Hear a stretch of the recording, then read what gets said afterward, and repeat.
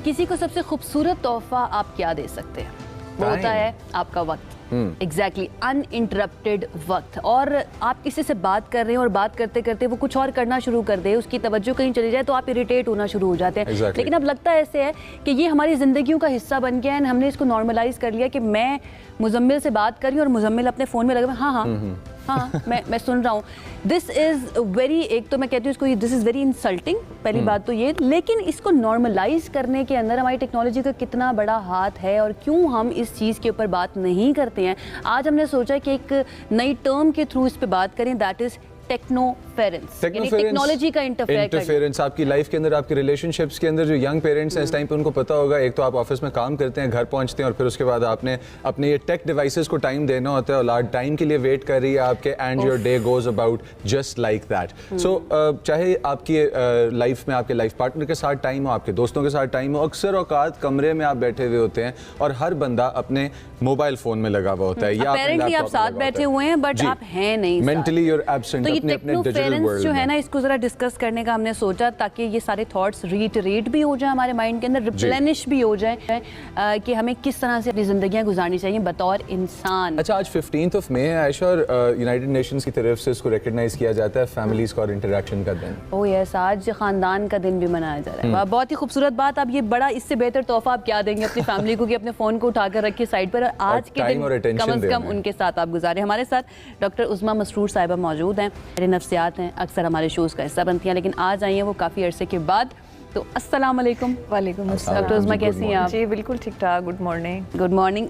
ये बताइए, आप भी ऐसी होता है कभी वक्त आता है बात कर रहा हो कोई और आपके हाथ में फ़ोन हो, या अपने फ्लो में हो जाता है, अपने फ्लो में हो जाता है। देखें, चीज़ें जब तक आप नोटिस नहीं करते, देखा जाता है जब तक चीज़ें ख़राब नहीं हो जाती इंसान नोटिस भी नहीं करता।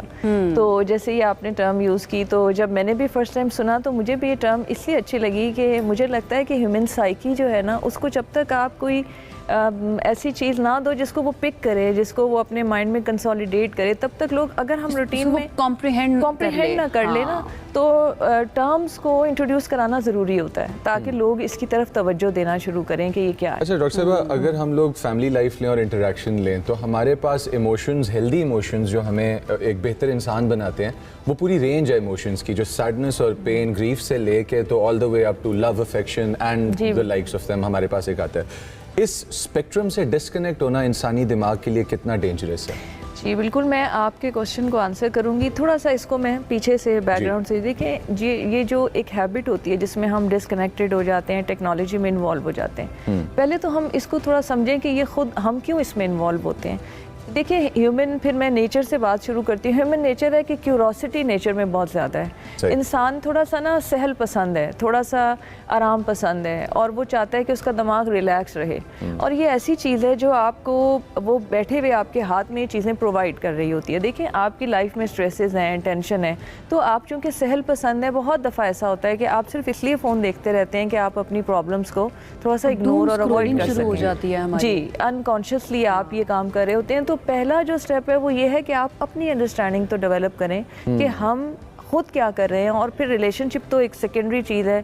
अच्छा, आपकी अपनी हेल्थ कितनी अफेक्ट हो रही है, आपका माइंड कितना अफेक्ट हो रहा है, आप देखें इसकी जो अपने आपके साथ जो ताल्लुक है वो कैसा है, आप अपने साथ वक्त गुजारते हैं या नहीं? अच्छा, पहले तो अपने साथ ताल्लुक, दूसरा अपनी बॉडी के साथ ताल्लुक। अब देखें, जब आप इस तरह की एक्टिविटी में इन्वॉल्व होते हैं जो थ्रू आउट जो है ना, आप देखें कि सेरोटोनिन रिलीज कर रही है, आपके ब्रेन के अंदर एड्रेनलिन रश हो रहा है, आप क्यूरोसिटी में डूबे हुए हैं, उससे क्या होता है आपके ब्रेन में कॉर्टिसोल भी इफेक्ट होता है, आपके स्ट्रेस रिस्पॉन्सेज जो हैं वो इफेक्ट होते हैं, ऑल द टाइम स्टिमुलेटेड रहते हैं ना। देखिए, उसको रेस्ट की स्टिमुलेशन जो है वो इंसान को बीमार करने में कितना बड़ा पार्ट प्ले करती है, बहुत बड़ा। देखें, फिर आपकी डिसीजन मेक, देखें सबसे पहले तो अटेंशन और कॉन्सेंट्रेशन आपकी इफेक्ट होती है। जब आप कॉन्सेंट्रेट नहीं करेंगे, आप अपने काम पे फोकस नहीं करेंगे, तो आप समझेंगे भी नहीं, और जब आप समझेंगे भी नहीं तो वो स्ट्रेस में चेंज होगा, और जब स्ट्रेस में चेंज होगा you won't be able to complete your task, तो फिर वो बड़ी स्ट्रेस में चला जाएगा। कुछ टिप्स बता दें कि हम किस तरह से अपना एक हेल्दी जो कि है वो बना सकते हैं सर्कल। तो फिर मैं रिवर्स बैक में आपको ट्रिक्स बताती हूँ। अभी मैं थोड़ा फॉरवर्ड जा रही हूँ।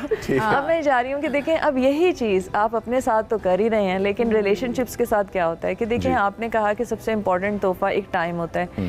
टाइम भी और अटेंशन भी, जिसको हम अनडिवाइडेड अटेंशन कहते हैं। आप देखें 2 बच्चे भी माँ के पास बैठे हैं, मेरी तरफ देख के बात करें, हालांकि उसे पता है कि हमसे बात करें। अच्छा, चाइल्डहुड इश्यूज भी बच्चों को ये हो जाते हैं कि माँ ने मुझे कम तवज्जो दी, उसको ज्यादा तवज्जो दी। मुझे बड़ी शिकायत है अपनी अम्मी से ये। आप किसी से बात करते हैं तो देखिए आपका पोस्चर भी उसकी तरफ होना चाहिए, आपका आई कांटेक्ट भी उसकी तरफ होना चाहिए, आपका आई कांटेक्ट भी उसके साथ होना चाहिए। तो अब जब आप ऐसा नहीं कर रहे हैं और थोड़ी थोड़ी देर के बाद आप यूं देख रहे हैं, आप डिस्कनेक्ट हो रहे हैं। अच्छा, जो आई कांटेक्ट मेंटेन ना कर पाए, ये चलें आप इसके साथ जोड़कर बताना चाहें या वैसे जनरली बताएं, जो आई कांटेक्ट मेंटेन ना कर पाए उसका रीज़न क्या होता है, उसके पीछे क्या साइकोलॉजिकल रीजंस होती हैं? उसका माइंड बहुत तेज़ी से चल रहा है। उसके माइंड में और चीज़ें चल रही हैं, क्योंकि आपके जो बेसिकली आई मूवमेंट्स है ना, जब ऊपर नीचे हो रही होती हैं तो आप अपने ब्रेन के अंदर घूम रहे होते हैं। जैसे आप ऊपर वाले जोन में जनरली देख रहे होते हैं तो कोई पिक्चर्स हैं जो आपके माइंड में चल रही हैं, और अगर आप साइड वाइज देख रहे हैं तो इसका मतलब है कोई आवाज़ें हैं जो आपके अंदर चल रही हैं। और अगर आप, क्योंकि आप you are all the time responding, sorry, inability to focus भी हम इसको कह सकते हैं ना, कह सकते हैं, बिकॉज आप अपने अंदर ना इंटरनल डायलॉग में भी इन्वॉल्व हैं और आपकी इंटरनल पिक्चर्स बहुत तेजी से चल रही हैं, आप उनको देख रहे हैं। अच्छा, इसी नोट पे व्यूअर्स, अगर आप अपने माइंड के अंदर के हालात के बारे में क्वेश्चंस पूछना चाहते हैं तो इस टाइम पे बातिन के बारे में क्वेश्चन पूछना चाहते हैं तो आप हमें कॉल कर सकते हैं। हमारे पास यहाँ पे नंबर्स इस टाइम पे फ्लैशेस पे नीचे चल रहे हैं।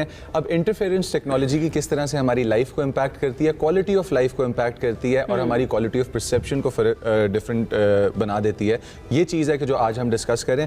अच्छा डॉक्टर साहबा, हमारे पास इश्यूज, उनका रिजॉल्व, ये है हेल्दी कम्युनिकेशन का पार्ट। ऐसे ही है। जिस वक्त हमारे पास टेक्नोलॉजी इतना एब्जॉर्ब हो जाए हम में या हम एब्जॉर्ब हो जाए टेक्नोलॉजी में कि इश्यूज और उनके रिजॉल्व को हम डिस्कस नहीं कर पा रहे, टाइम नहीं दे पा रहे, तो क्या हमें बिहेवियरल मैकेनिज्म खुद बनाना चाहिए कोई कि जिसको इम्प्लीमेंट करें हम, बाद में बैठ के टाइम टेबल सोचेंगे ठीक है यार दिन में 2 घंटे से ज़्यादा मैंने नहीं यूज़ करना डिवाइस अपना, ठीक है, कुछ इस तरह किया जा सकता है? बिल्कुल, देखें ये सेल्फ डिसिप्लिन है ना। अब बिहेवियरली जनरली ये होता है कि आपका बिहेवियर आपकी सोच को इम्पैक्ट करता है, आपके इमोशंस को इम्पैक्ट करता है, और vice versa is also true कि आपके इमोशंस आपके बिहेवियर को इम्पैक्ट करते हैं। अगर हम अपने आप को ठीक करने की तरफ जाते हैं, मतलब ये इंटरफेरेंस होती कैसे, होती ऐसे है कि जब आपका रिक्वायर्ड टाइम है, किसी कोई आपसे बात करना चाह रहा है, जनरली मैं फैमिलीज़ में देखती हूँ, पेरेंट्स में भी होता है, स्पाउस के साथ भी होता है कि आप बड़ी इंपॉर्टेंट बात करना चाह रहे हैं, लेकिन ना सिर्फ ये कि वो स्क्रोलिंग है, स्क्रोलिंग तो है ही है, मगर वो बार बार मैसेज का बजना, आपका उसकी तरफ देखना, और दूसरी बात ये कि किसी का फ़ोन आ जाना और उस पर बात शुरू हो जाना। अब ये है कि ये आपके रिलेशनशिप को बहुत बुरे तरीके से ब्रेक कर सकता है। तो जनरली अगर आप बिहेवियरल उसमें जाएं, खैर ये तो बताने की मुझे लगता है ऑडियंस को भी ज़रूरत नहीं है कि कितना फर्क पड़ जाता है, बहुत समझदार है, लेकिन पता है सेल्फ डिसिप्लिन की आपने बात की, I completely agree with you, लेकिन इसके अंदर एक एस्पेक्ट ये भी है कि ये जो कंपनीज है, स्पेशली सोशल मीडिया कंपनीज, माफ़ कीजिएगा, ये भी तो कैपिटलाइज कर रही है हमारी अटेंशन को। इसकी ताज़ा मिसाल वो मेटा, अभी एक केस आ रहा है आई थिंक कैलिफोर्निया फ्लोरिडा के अंदर, जहाँ पर एक बच्ची ने जाकर केस किया कि मैं इतना एडिक्ट हो चुकी हूँ मैं इन सोशल मीडियाज़ का कि मैं अपना कोई काम नहीं कर पाती हूँ, और अदालत ने उसको रिकग्नाइज़ किया। तो ये बैलेंस हमें कहाँ पर क्रिएट करना है, सेल्फ डिसिप्लिन का, and at the same time उन सोशल मीडिया कंपनीज की इंटेंशंस को अंडरस्टैंड करने का कि ये हमारी अटेंशन को जो है ना इस वक्त वो कर रहे हैं। एक वक्त होता था जब, अब से कुछ अर्सा पहले, आप 20 ईयर्स पहले चले जाएं, 15-20 साल पहले, तो हम बच्चों पे गुस्सा करते थे कि बच्चे गेम्स में इतने एंगेज हो जाते हैं कि वो बात नहीं सुनते, वो वॉशरूम नहीं जाते, वो खाना नहीं खाते, वो अपना होमवर्क नहीं करते। ये चीज़ें क्योंकि उस वक्त इश्यूज आने लग गए थे बच्चों के स्टमक के, क्योंकि वो होल्ड करते थे, क्योंकि वो गेम खेल रहे होते थे। अब वो चीज़ एक तरह से आप समझें कि पेनिट्रेट कर गई है हम में भी इन द फॉर्म ऑफ ये। Very true. अच्छा आपने, अच्छा ये इसको ना आपको एक और चीज़ भी बताती हूँ इसी उसमें कि हम पहले ये कहते थे ना कि कोई अगर आप ड्रग लेते हैं, कोई सब्सटेंस लेते हैं, उसकी एडिक्शन होती है जो आपके दिमाग को बिल्कुल ट्रैप कर लेती है। आपको पता है इसको भी नॉन सब्सटेंस एडिक्शन में डाल दिया गया है। ऐसे इसके बारे में कहा जाता है कि दो बिजनेसेस हैं जो अपने कस्टमर्स को ना यूजर्स कहते हैं, ड्रग बेचने वाले एंड देन जो सोशल मीडिया। तो अब इसका जो आपकी बात पे वापस आती हूँ कि देखें इतनी डिस्ट्रैक्शन है कि मैं डिसएंगेज कर नहीं पाती ना अपने आप को। देखिए मेरे बैंक से मैसेजेस आने हैं, मेरे ऑफिस से मैसेजेस आने हैं, मेरी लाइफ उसके अराउंड बिल्ट हो गई। अच्छा, जब आपको सेरोटोनिन और डोपामिन और आपको इस तरह के जो कि स्टिमुलस हैं ये आपको मिल रहे हों आपके प्यारों से, आपके रिश्तों से, आपके पेट्स से, आपकी हॉबीज़ से, और फिर आपको ये मिलना शुरू हो जाए एक स्क्रीन से, और वो सुबह शाम मिलना। देखिए इसमें 2 चीज़ें थोड़ी सी डिस्टिंक्टिव हैं।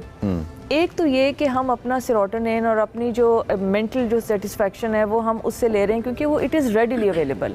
अच्छा, वो आपको चैलेंज भी नहीं कर रही है आगे से, वो आपको जो चीज़ आप चाह रहे हैं आपके सामने आ रही है। वो सजेस्टिव कल्चर भी बन गया। क्या होगा कि उसमें कोई ऑपोजिशनल ऐसी कोई चीज़ आए जिसको आपने एक मतलब एक काइंड ऑफ रिस्पॉन्ड करना हो, आप नहीं करना चाहते ना वो बहुत इजीली, तो आप उसमें डूबते चले जाते हैं। And then algorithms show you more of what you already want. तो उसके अंदर आप एक एको चेंबर में फंस जाते हैं। बस वो आप वहाँ पे ट्रैप हो गए हैं और आपका खुद भी डिसंगेज होना पहली बात है कि मुश्किल है।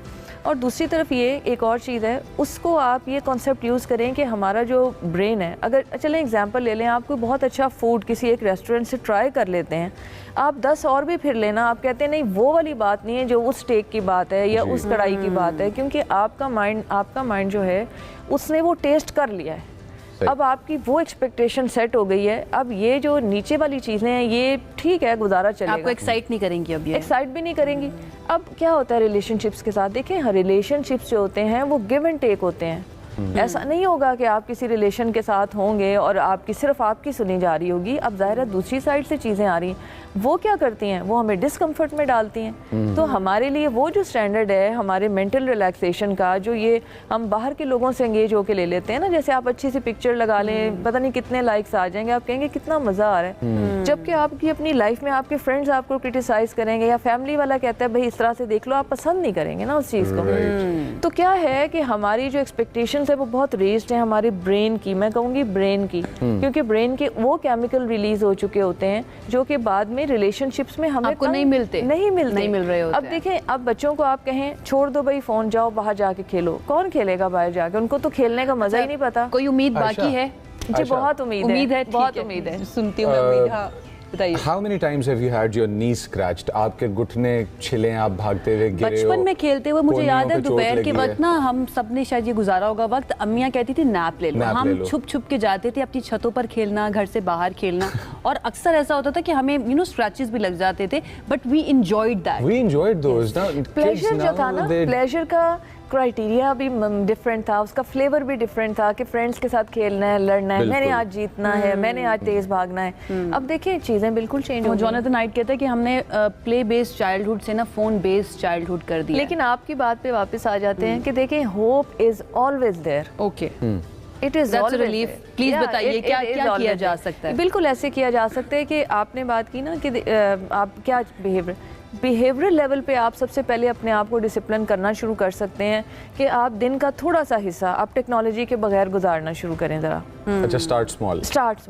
अब आप ये देखें, आप अगर किसी कॉन्वर्सेशन में, हर घर में, हर जगह पे, हर रिलेशनशिप में कोई ऐसा स्पेसिफिक टाइम होता है, और वो बहुत लंबा टाइम नहीं होता 10 घंटों का, वो 2 घंटे का, 1.5 घंटे का, 1 घंटे का ही तो टाइम होता है। गपशप शुरू हो सकती है। आप बैठे हुए हैं या कोई अपना कोई एक्सपीरियंस बता रहा है, सब उसमें एंगेज हुए हैं। आप देखें जो बता रहा होगा उसमें से 2 लोग फोन पे होंगे, तो एक डिसकनेक्ट फौरन आपका सबकॉन्शियस माइंड इस चीज़ को पकड़ता है और उसके अंदर जो है ना वो प्रोसेसेस शुरू होते हैं कि शायद आपको इम्पोर्टेंस नहीं दी जा रही, और यही चीज़ें एक्यूमुलेट होकर ओवरऑल रिलेशनशिप्स को डिस्टॉर्ट कर सकती हैं। तो पहले तो ये कि आप अपने ना सिचुएशंस को आइडेंटिफाई कर लें। जैसे एक सिचुएशन है आपकी होम बेस्ड सिचुएशन जिसमें आपने फैमिली के साथ बैठना है, एक सिचुएशन आपके फ्रेंड्स की है जिनकी बातें आपने सुननी है, जिनको आपने हेल्प आउट करना है। तीसरा, कभी कभी ऐसा होता है कि ऑफिशियल सेटिंग में भी आप सिर्फ डिस्कशन करना चाहते हैं। अब साथ में फ़ोन ना होना ज़रूरी है कि आप किसी इंपॉर्टेंट टॉपिक पे डिस्कस कर रहे हैं, वो तो जनरली ऑफिस में मैंने देखा है हो जाता है। लेकिन रिलेशनशिप्स में जब आप आते हैं तो आप यहाँ से शुरू करें कि आप ना नहीं रह सकते अगर ज़्यादा देर, तो आप 1 घंटे के लिए आप फ़ोन को साइड पे रखें। देखिए जब आपने किसी से कॉन्वर्सेशन करनी है तो इसको, मेरे पास फ़ोन नहीं है मगर बाकायदा आपका प्रोसेस जो है वो ये होता है कि आप फ़ोन को इतना रखें, थोड़ा इतना दूर रखें, अपनी साइड से भी दूर रखें और इतना दूर रखें कि आपको उसको उठाने के लिए मूव करना पड़े। अच्छा मैम, हमारे पास याया है, कराची से हमें कॉल कर रहे हैं, और इस वक्त याया का क्या मैसेज है इस टेक्नोफेरेंस से रिलेटेड, ये सुन लेते हैं। अस्सलाम वालेकुम याया, कैसे हैं आप, और आज क्या मैसेज है आपका? वालेकुम sir, good morning to you and doctor साहब। देखिए ये मौजूद तो ऐसा है कि ये तो अब इसी का दौर है, डिजिटल दौर है, और बात ये है कि डॉक्टर साहबा ने जो बात की ना, मैं भी यही कहता हूँ, लेकिन ये करेगा कैसे कोई, क्योंकि हमें अपने मोबाइल से इतनी अटैचमेंट हो गई है कि हम उसके बाद रह नहीं सकते। हमें लगता है हमारे जिस्म का पार्ट बन चुका है वो। अब देखिए ठीक। बात सारी ये ना कि ये खैर हम तो चले, मैं तो एक्स जनरेशन का बंदा हूँ, मैं तो फिर भी कर दूंगा, लेकिन जो हमारी नई जनरेशन है वो तो टोटली अटैच है। अब आप नई But you're generation Gen Z totally at heart. Attached है, बिल्कुल। let me ये tell क्वेश्चन you, हम डॉक्टर साहब के पास You're ले Gen जाते Z हैं। at heart, but अच्छा सवाल है, thank you so much. Last comment हम ले लेते हैं जवाब इसका कि वो वाकई में वही जो बात कि इतनी ज्यादा एडिक्टेड हो चुकी है, हमारी लाइफ उसके अराउंड बिल्ड हो चुकी है, तो उससे इस ट्रैप से निकले कैसे हम? देखिए, एक हम है और एक यंग जनरेशन है। चले हम यंग जनरेशन की बात कर लेते हैं। एक तो मॉडलिंग इज़ वेरी इंपॉर्टेंट, आपकी बिहेवियरल मॉडलिंग बड़ी इंपॉर्टेंट है। अगर आप पेरेंट हैं, अगर आप एल्डर हैं, तो सबसे पहले तो आप खुद मॉडल करें इसको। और Exactly. जब आप खुद कर रहे होंगे तो आप रिक्वेस्ट कर सकते हैं कि थोड़ी देर के लिए आप छोड़ो, आप मेरी बात सुनो। ये जो Exactly. जनरेशन है ना, इस जनरेशन को आप डायरेक्ट इंस्ट्रक्शन देंगे तो शायद आपकी इंस्ट्रक्शन उस तरह से एक्सेप्ट नहीं कैसे करें, कैसे इनडायरेक्ट आप मॉडल करके पहली तो बात है दिखाएं, दूसरा उनकी बात सुनने के बाद अपनी बात बताएं, तीसरा बिल्कुल डायरेक्ट आप इंस्ट्रक्शंस नहीं दें कि ये कर लो, ये कर लो, ये कर लो। Alright viewers, here are your mechanisms कि किस तरह से आप यंगर जनरेशन को दिखा सकते हैं कि क्या करना है और क्या नहीं करना, और किस तरह से इस टेक्नोफेरेंस को हटाना है और रिश्तों को वापस रीबिल्ड करना है। इस मैसेज के साथ चलते हैं एक छोटी सी ब्रेक पे, वापस आते हैं, Thank you, दोबारा Dr. मुलाकात Usman. होती है। Thank you so much. Thank you doctor साहिबा। और बहुत इंपॉर्टेंट चीजें थी जो आज हम लोगों ने डिस्कस की हैं यहाँ पे। मुझे लगता है रोजाना send your kids out into the parks to play, और उनके नीज पे स्क्रैचेस लगे हैं तो वो उनके लिए भी अच्छे हैं और आपके लिए भी अच्छे हैं।